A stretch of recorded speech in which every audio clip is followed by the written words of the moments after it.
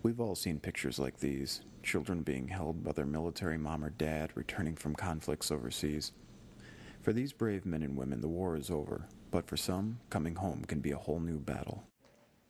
In 2010, the Coast Guard established its Yellow Ribbon Reintegration Program to ensure deploying Coast Guard reservists and their families connect with local resources before, during, and after deployments.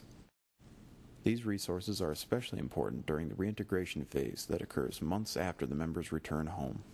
Studies have found that the reintegration is the toughest part, the most stressful part of any deployment is that reintegration phase. Congress, and realizing the shortfall and realizing the demand that we put on reservists over the last 10 years, and that we continually place on these reservists, we need to take care of the reserve members and their families better than we have. And the Yellow Ribbon Reintegration Program was the means to do that. So what we have today, what we're doing here for this unit, is their 60-day post-deployment event, which is at the 3-month mark or a little bit later when they come back.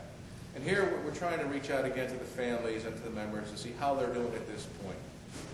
We know from studies again that PTSD can only start to surface in some people at the 6-month mark.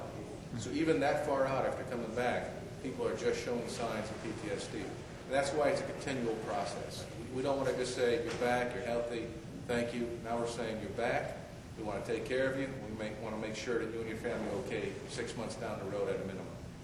With hundreds of reservists returning from deployment every year, there will be many more welcome home celebrations, many more tear-streaked faces and family members that are just happy their real-life heroes made it home safe. But in coming home, there are also the threats of PTSD, financial, educational, and work-life issues to contend with. As long as these threats exist, as long as brave Coast Guard reservists are risking their lives to keep America safe, the Yellow Ribbon Reintegration Program will have a job to do.